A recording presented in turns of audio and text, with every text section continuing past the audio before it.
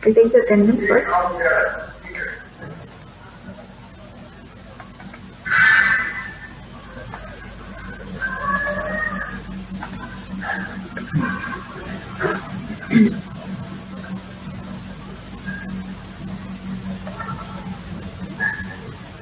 There are still people in the waiting room.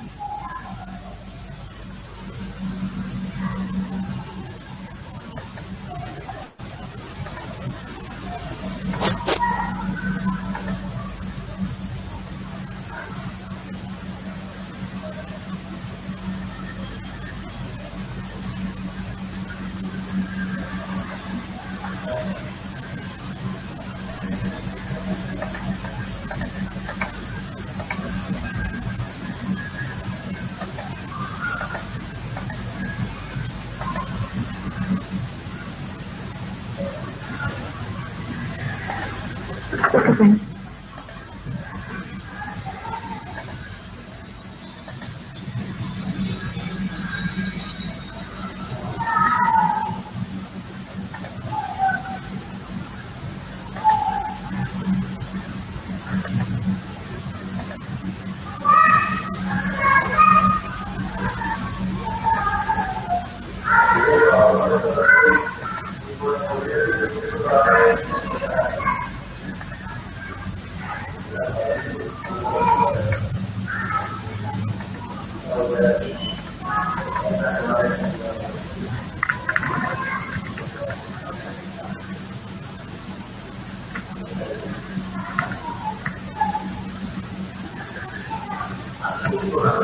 Okay, so this was the particular slide that we had started yesterday. लेकिन int length is the same, has the same process of running. जैसा आपका string में string object के characters को length method return करता है, उसकी integer value return करता है. In the similar way string buffer object के लिए भी आप यही method को call करेंगे. इसके अलावा जो अब आप मेथड्स करोगे, लेंथ तो स्ट्रिंग क्लास में भी था, कैपेसिटी और सेट लेंथ ये आपका स्ट्रिंग क्लास में नहीं चल सकता. ये methods specifically string buffer class में ही लिखे गए हैं. Okay, now another person has come in the waiting room.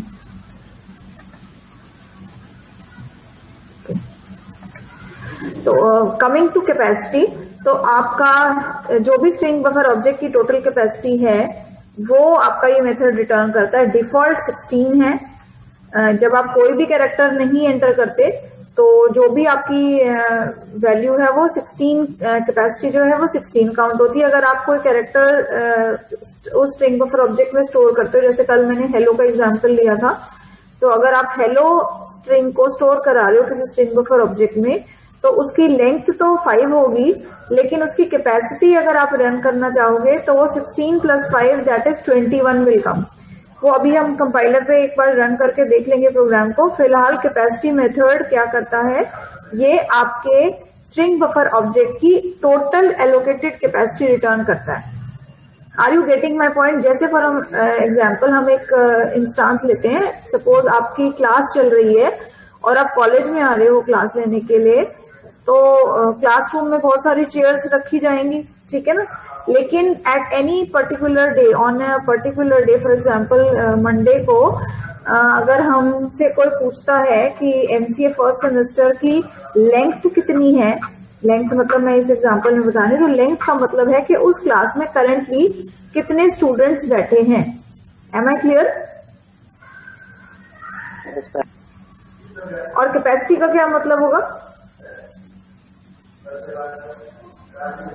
Total object मतलब समझ नहीं आया मुझे. जैसे अभी मेरी क्लास में, मेरे क्लासरूम में 13 पार्टिसिपेंट्स हैं इंक्लूडिंग मी, राइट.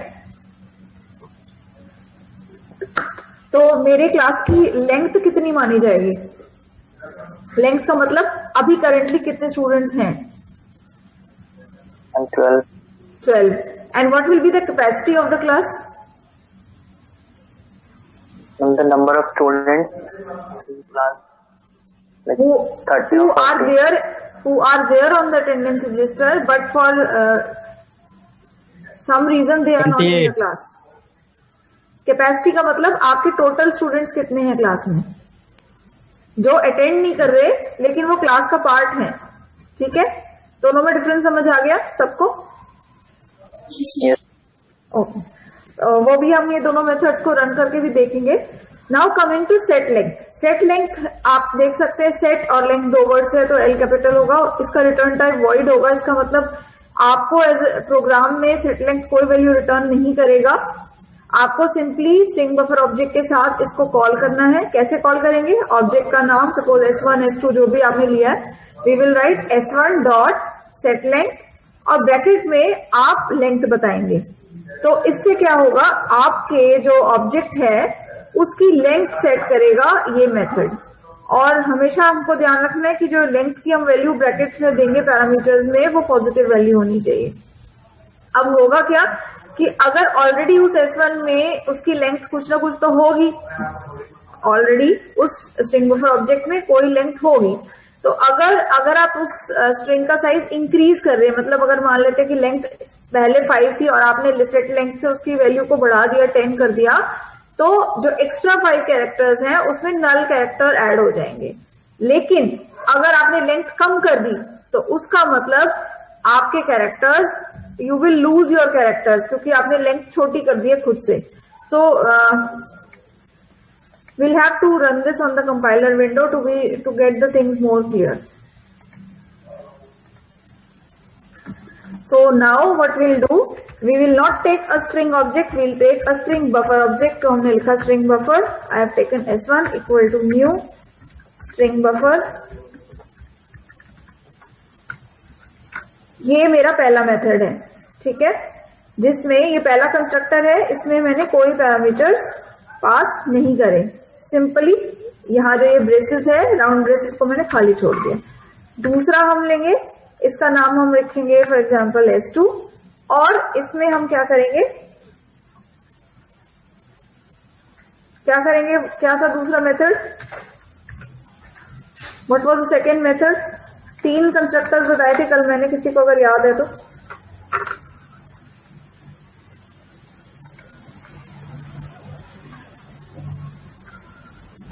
किसी को याद नहीं है? यस मैम, एक स्ट्रिंग बफर होगा सिंपल, एक इसके अंदर हम इंटीजर साइज पास करेंगे उसका। ओके ओके गुड, तो मैंने यहाँ 10 दे दिया for example, I am passing 10 over here, तो ये उसका साइज हो जाएगा।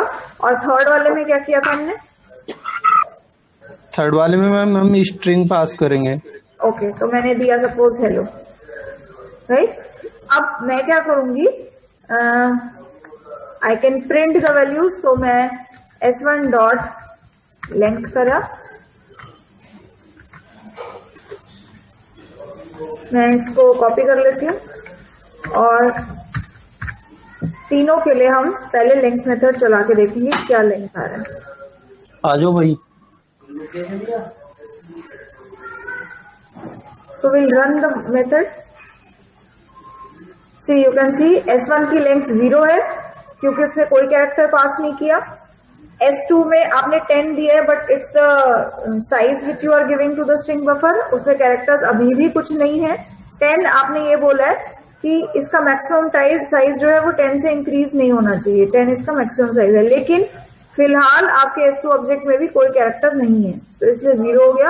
और S3 में 5 है क्योंकि हेलो जो स्ट्रिंग है इसमें 5 कैरेक्टर्स आ रहे हैं। Any doubts? Yes class, any doubts? Yes ma'am. हाँ बोलिए।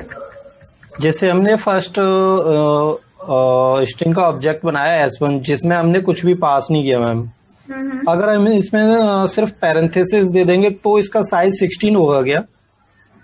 पैरेंथेसिस तो दिए हुए हैं। सॉरी, स्ट्रिंग का मतलब स्पेस दे देते हैं सिर्फ। आप ये कह रहे हो डबल कोट्स में मैं खाली ब्लैंक स्पेस दे दूं? Yes ma'am, yes ma'am. Let's run it first. इस कैपेसिटी को मैं ठीक है, लेकिन क्योंकि मैंने यहाँ स्पेस नहीं दिया, अब अगर मैं यहाँ पे एक स्पेस इंक्लूड कर देती हूँ, मैंने इस पे 2 स्पेसेस दिया, आई हैव गिवन 2 स्पेसेस। देख रहे हो आप डिफरेंसेस? समझ आ गई? Yes ma'am, yes ma'am. Okay, so coming to the capacity method now, आप कैपेसिटी में बाय डिफॉल्ट 16 की स्पेसिंग होती है। तो अभी हम रन करके देख लेते हैं। मैं इनको कमेंट्स में कर देती हूँ, नहीं तो कंफ्यूजन हो जाएगा।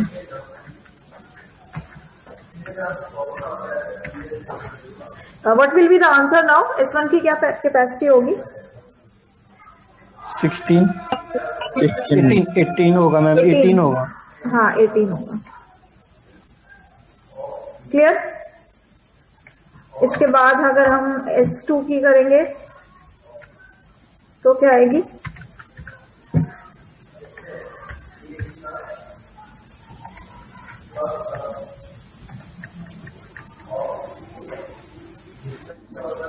S2 का 26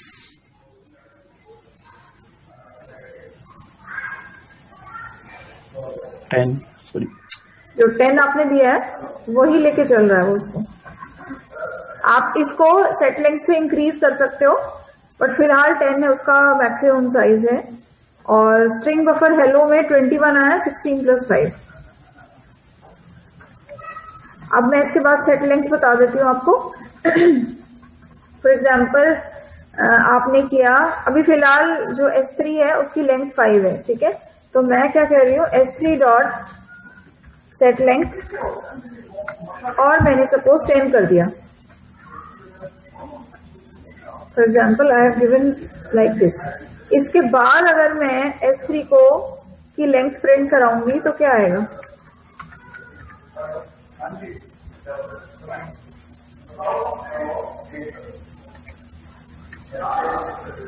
इनिशियल लेंथ तो मैम 5 ही आना चाहिए, क्योंकि 5 कैरेक्टर हैं उसमें अभी। लेकिन मैंने सेट लेंथ 10 कर दी है।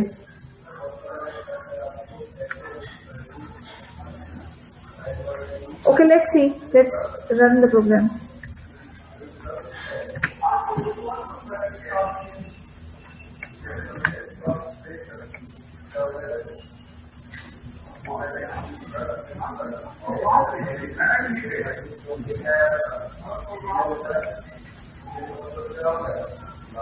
देख रहे हो आप, हेलो प्रिंट हुआ है और 5 नल कैरेक्टर्स पीछे आ गए हैं। Yes ma'am.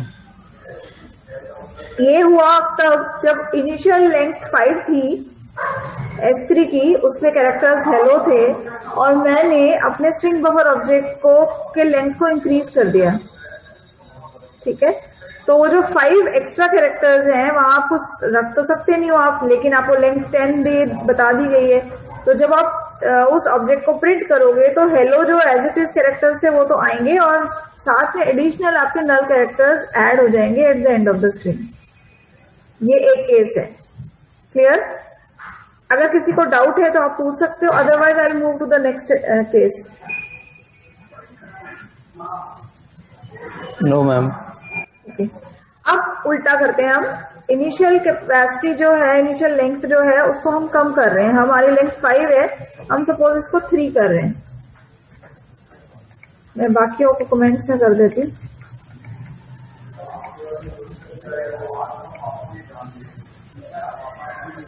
लेंथ 3 हो गई, और जब आपने स्ट्रिंग बफर ऑब्जेक्ट को प्रिंट किया तो उसने फर्स्ट 3 कैरेक्टर्स दिखा दिए, यानी L और O they are lost now. अब आप उसको कहीं से भी रिट्रीव नहीं कर सकते, क्योंकि आपने लेंथ को कम कर दिया। ओरिजिनल लेंथ 5 थी, आपने 3 कर दी, तो वो कैरेक्टर्स डिलीट हो गए हैं। समझ आ गया सेट लेंथ कैसे चलेगा? Yes ma'am. Okay, so we have done with the 3 particular methods: int length, capacity and set length. और सेट लेंथ अगर आप एग्जाम में लिखते हो तो आपको दोनों केसेस बताने। अगर आप लेंथ इंक्रीज कर रहे हो तो आपको ये बताना पड़ेगा कि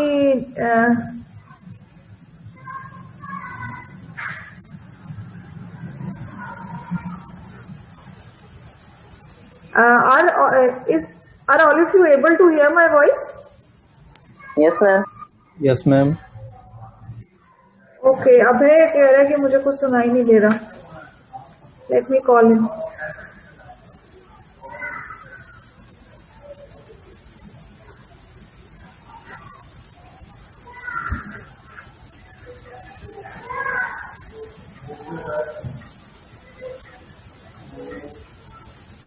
हेलो, गुड मॉर्निंग। अबे बाकियों को आवाज आ रही है? आपके एंड पे कोई इशू लग रहा है मुझे। आप एक बार डिस्कनेक्ट करके रिजॉइन कर लो, ठीक है?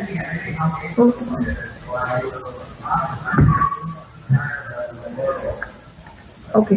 सो एग्जाम में अगर सेट लेंथ आप लिखते हो तो आपको दोनों चीजें लिखनी है, इंक्रीज करने पे क्या होगा और डिक्रीज करने पे क्या कंसिक्वेंसेज होंगे वो आपको बताना है। लेकिन अब जैसे कैपेसिटी है और सेट लेंथ है, you have to be careful. आपको इसको स्ट्रिंग ऑब्जेक्ट में नहीं लिखना। ये दोनों मेथड्स आपके स्ट्रिंग बफर ऑब्जेक्ट के साथ ही चलाए जा सकते हैं। अगर आप स्ट्रिंग के साथ इनको चलाने की कोशिश करोगे तो you will get an error from the compiler. Now these are some other methods.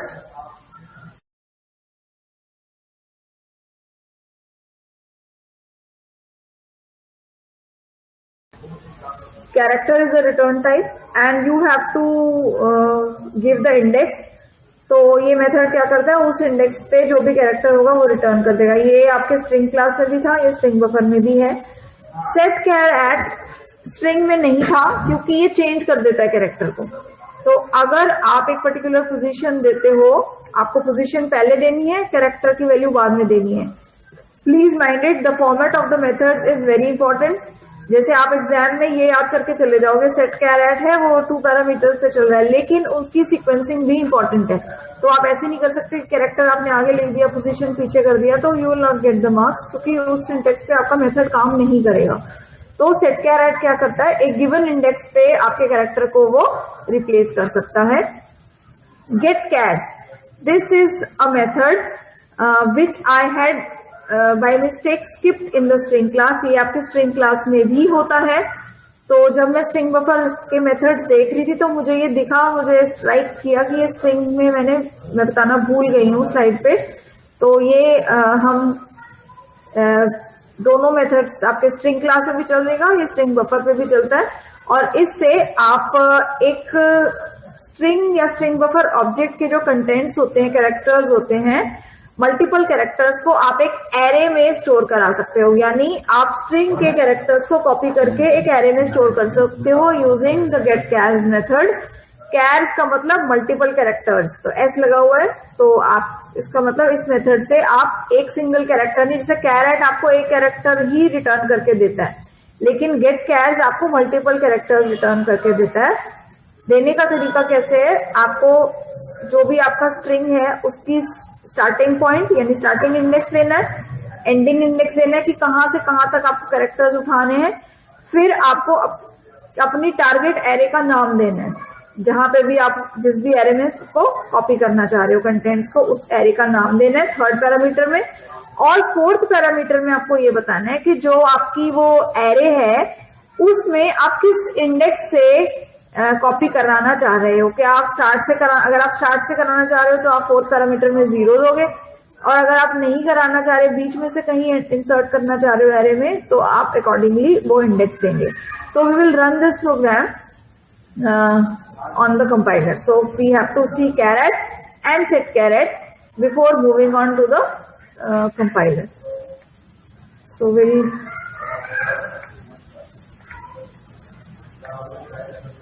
are here. We had done this particular thing. I hope I can remove the length and capacity methods.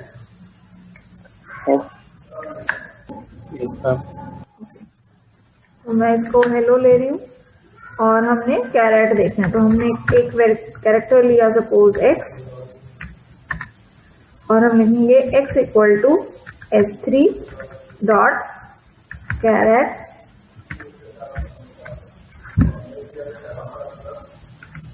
Five.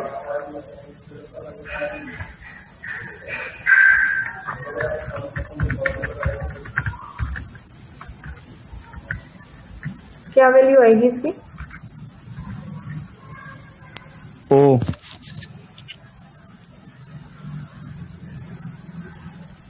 Any other answer? Exception आएगा ma'am. Yes, exception will come because fifth index आपके string में है ही नहीं। 0 से अगर आप counting देखते हो तो आपका वो एग्जिस्ट ही नहीं कर रहा है ये index. Clear? Yes ma'am. So we'll just see the output. Exception आ गया कि आप इंडेक्स से आगे जा रहे हो, तो जब फॉर एग्जांपल आई टेक 1, अब क्या होगा?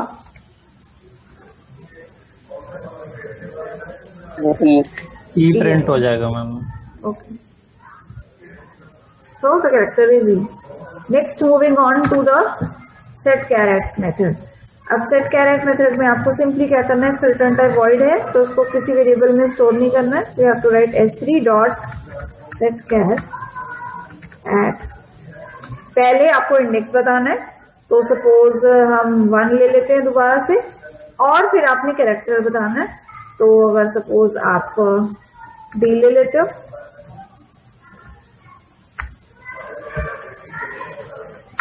कैसे पता चलेगा कि ये चेंज हुआ या नहीं? मैम हम S3 को प्रिंट करा लेंगे। ओके फाइन, तो will print the value S3 object. अगर किसी को नहीं दिख रहा तो मैं थोड़ा जूम कर देती हूँ। HDLLO हो गया, क्लियर? Yes ma'am.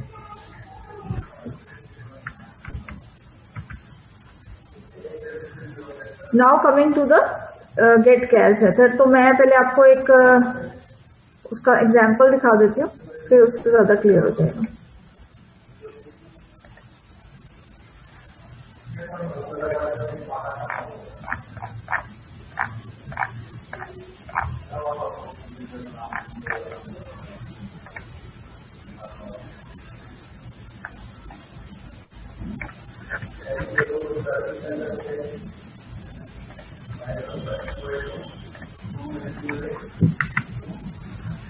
ये है आपका एक मेथड। सपोज आपने एक स्ट्रिंग लिया s के नाम से, इसमें एक आपने बहुत बड़ा स्ट्रिंग कॉपी कर दिया, असाइन कर दिया। स्टार्ट एक वेरिएबल लिया आपने जिसमें 10 लिया आपने, एंड में 14 लिया है, और एक कैरेक्टर एरे लिया बफ के नाम से, बफर रिप्रेजेंट कराने के लिए। और इसमें आपने क्या बोला, न्यू कैर, यानी कैरेक्टर्स चाहिए उसमें end minus start. End minus start का मतलब है 14 माइनस 10, तो it comes out to be 4। तो न्यू कैर 4 का मतलब आपकी एरे में का जो साइज है उसमें 4 कैरेक्टर्स आप स्टोर कराना चाह रहे हो, लेकिन कैरेक्टर्स क्या है वो आपने नहीं बताया, आपने सिर्फ साइज एलोकेट किया है ऑफ 4 कैरेक्टर्स। उसके बाद आपने अपना गेट कैर्स मेथड चलाया। अब गेट कैर्स में अगर हम पीछे वाली स्लाइड में जाएं तो we require 4 parameters, source object का स्टार्ट पॉइंट, सोर्स ऑब्जेक्ट का एंडिंग पॉइंट, उसके बाद एरे का नाम, और एरे के किस इंडेक्स से आपको कॉपी करना है उसका नाम। तो हमने कैसे इसको रन किया है, स्टार्ट का मतलब 10, एंड मतलब 14, यानी आपका जो ये आपने s के साथ गेट कैर चलाया, इसका मतलब इस s पे आप काम कराना चाह रहे हो, स्टार्ट और एंड यानी 10 से 14 तक। तो मैंने पहले भी आपको बताया कि जावा में जो एंड इंडेक्स होता है वो -1 होता है, एक ज्यादा होता है, तो आपको एक कम लेना है। तो 10 से 13 वाले जो कैरेक्टर्स हैं वो आपके इस स्ट्रिंग में से कॉपी हो जाएंगे। कहाँ कॉपी होंगे, बफ नाम की एरे पे, और किस बफर में किस इंडेक्स पे कॉपी हो जाएंगे, 0 पे।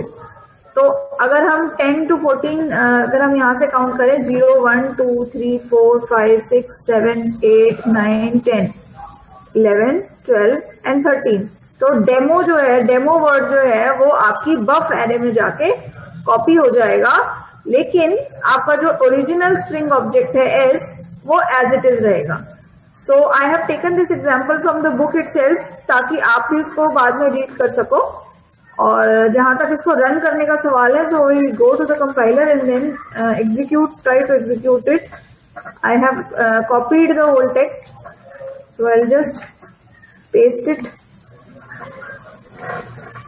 ये ऑलरेडी कॉपीड टेक्स्ट है,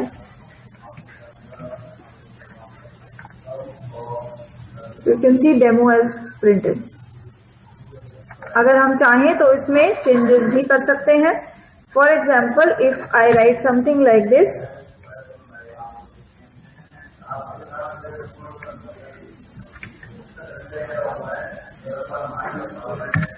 इसका मतलब क्या है, +1 देने का मतलब क्या है, एरे के अंदर में हम 3 ही एलिमेंट स्टोर होंगे। 3 फाइव 11 से स्टार्ट होगा। नहीं, 7 से नहीं होगा। इसका मतलब ये है कि आपका जो साइज ऑफ द एरे है, साइज विल बी एक डिक्रीज हो जाएगा मैम। 14 माइनस 10 प्लस 1, तो कितना होता है? 5 will be size of the array.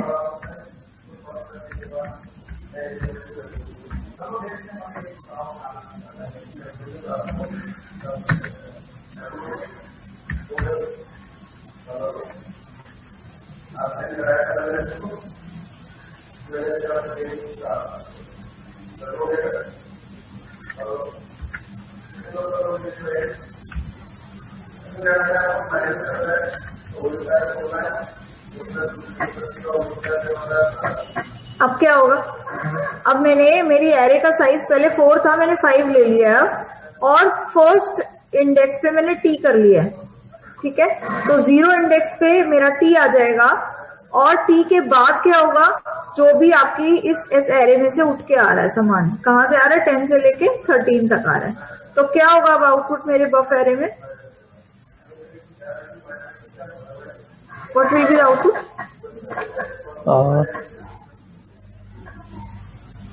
T पहले आएगा फिर डेमो आएगा। तो T demo will be the hopefully with answer. तो इसका मतलब ये मैंने 1 दिया तो उसने 0 लोकेशन को चेंज नहीं किया। अगर मैं 0 देती तो क्या होता? अगर यहाँ पे मैं 0 दूंगी तो क्या होगा? तो मैम डेमो प्रिंट होगा और एक नल करेक्टर प्रिंट हो जाएगा। Okay good. डेमो स्पेस, ठीक है, डेमो और एक ब्लैंक स्पेस आपको दिख रही है, डॉट से रिप्रेजेंट हो रही है, वो हो जाएगी। समझ आ गया सबको? Yes ma'am. Girls, no response from your side.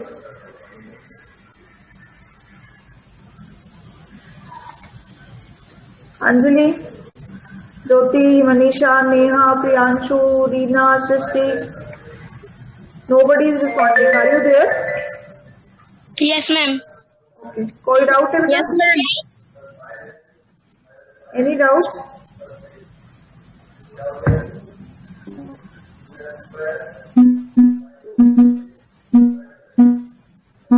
Okay, done. So I assume कि आपको समझ आ गया। Now coming to other methods जहां पे आप एक्चुअली कैरेक्टर्स को चेंज कर सकते हो। तो ये we have 2 methods, append and insert. Append में क्या होता है? अपेंड का मतलब जो भी आपका ऑलरेडी स्ट्रिंग बफर ऑब्जेक्ट में डेटा स्टोर्ड है उसके आगे आप नई चीजें ऐड कर सकते हो। तो इस मेथड को आप कई डिफरेंट फॉर्म से रन कर सकते हो। तो 1-2 मैंने एग्जांपल्स लिए हैं। तो इसका रन कैसे करना है आपको? रिटर्न टाइप इसका स्ट्रिंग बफर है। इसका मतलब जो भी आप चेंजेस करोगे वो आप रिटर्न होके एक स्ट्रिंग बफर ऑब्जेक्ट में स्टोर किए जाएंगे। और आप ऐड क्या कर सकते हो? आप नंबर ऐड कर सकते हो, आप फ्लोटिंग पॉइंट वैल्यू ऐड कर सकते हो। ऑब्जेक्ट ओबीजे, अब ऑब्जेक्ट जो होता है वो जावा में सभी क्लासेस का सुपर क्लास है। इसका मतलब उसमें सब कुछ इंक्लूडेड है, वो एक जनरल क्लास है। तो मेरे कहने का मतलब ये है कि आप स्ट्रिंग बफर ऑब्जेक्ट में जितने भी कैरेक्टर्स हैं उनके आगे you can add a number, you can add a character, you can add a floating point value. मतलब आप कोई भी ऑब्जेक्ट उस स्ट्रिंग बफर ऑब्जेक्ट के वैल्यू के आगे जोड़ सकते हैं। इसी तरह से इंसर्ट में का जो रनिंग का तरीका वो थोड़ा सा डिफरेंट है, क्योंकि अपेंड में तो अंडरस्टूड है कि जितने कैरेक्टर्स आपका जो जितना भी डेटा आपके स्ट्रिंग में है वो एज इट इज रहेगा और उसमें एडिशनल जो कैरेक्टर्स हैं, additional value, additional number add हो जाएगा एट द एंड। इंसर्ट में वो नहीं है। इंसर्ट का मतलब ये नहीं है कि आप हमेशा जाके एंड में ऐड कर दोगे। इंसर्ट का मतलब आप अपने स्ट्रिंग बफर में जितने भी कैरेक्टर्स हैं जो स्ट्रिंग के अंदर हैं उसको किसी भी पोजीशन पे जाके उसमें नए कैरेक्टर्स इंट्रोड्यूस कर सकते हो, यानी बीच में, फर्स्ट पोजीशन पे, थर्ड पोजीशन पे। तो आपको इसको जब रन करना है so you have to mention 2 parameters over here।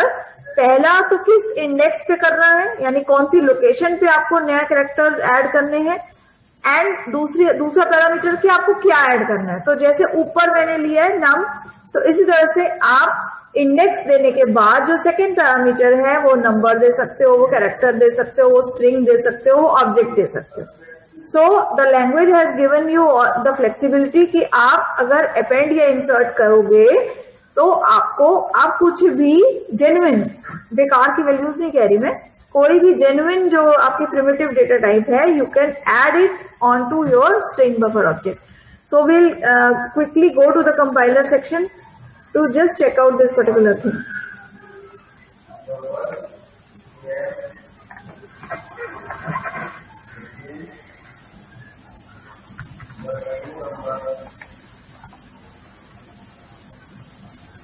तो पहले मैं मुझे एक स्ट्रिंग बफर लेना पड़ेगा, क्योंकि स्ट्रिंग पे तो ये चीज पॉसिबल ही नहीं है। You cannot change the contents of the string. तो मैंने इसको न्यू स्ट्रिंग बफर ले लिया। इसको मैं थोड़ा छोटा कर देती हूँ।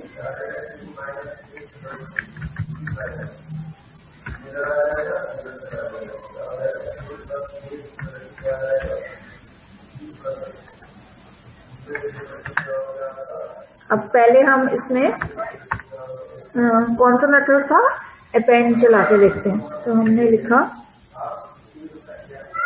s इक्वल टू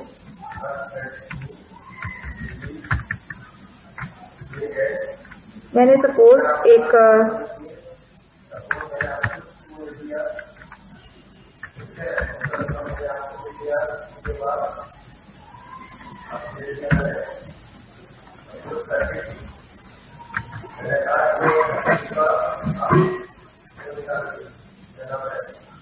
देख सकते हो आप, डॉट फुल स्टॉप जो था वो लास्ट कैरेक्टर था आपके एस ऑब्जेक्ट का, उसमें आपने अपेंड कर दिया। एंड वेरी केयरफुली सी, मैंने s equal to s dot append किया है, ठीक है। अगर आप सीधे s डॉट अपेंड करोगे तो क्या होगा,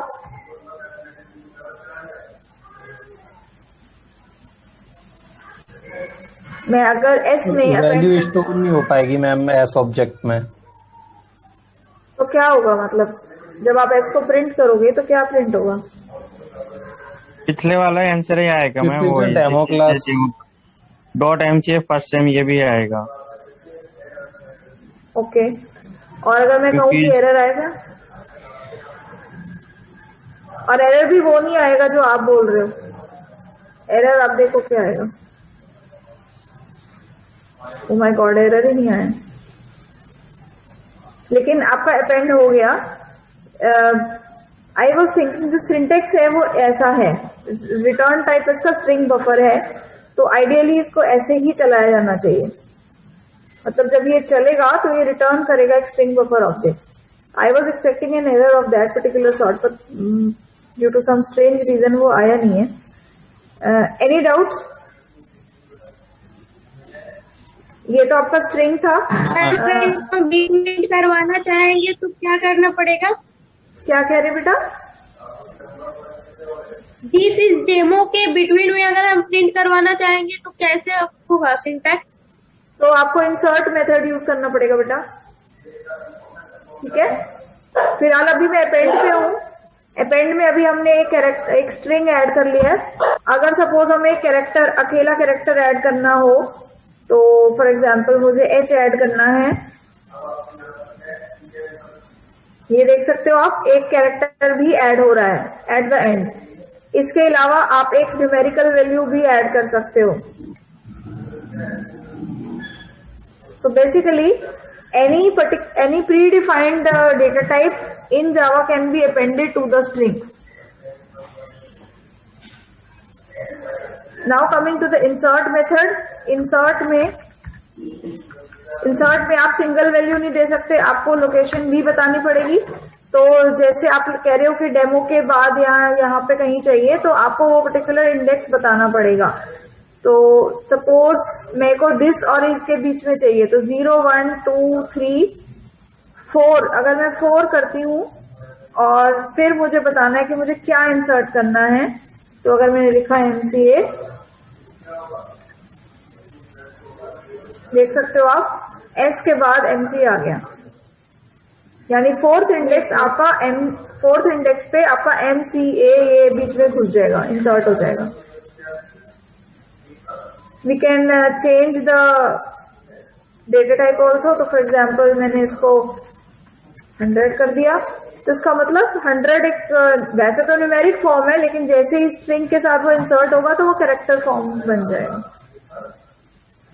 clear class? Yes ma'am. Yes, ma'am. Or you can add a character also. So these are different methods by which you can change the contents of your string buffer object. तो अगर ये चीज आप string में नहीं कर सकते, लेकिन हाँ स्ट्रिंग बफर में अगर आपने ऑलरेडी कोई स्ट्रिंग दिया है और आप उसको चेंज करना चाह रहे हो तो आप ऐसे भी कर सकते हो। कैन यू टेल मी, अगर मुझे जैसे ये this is a demo class है, इसको अगर मुझे पूरा चेंज करना है तो मुझको क्या कैसे करना पड़ेगा? सपोज मुझे ये स्ट्रिंग चाहिए ही नहीं, मुझे कुछ और ही लिखना है, तो आप कैसे करोगे इसको?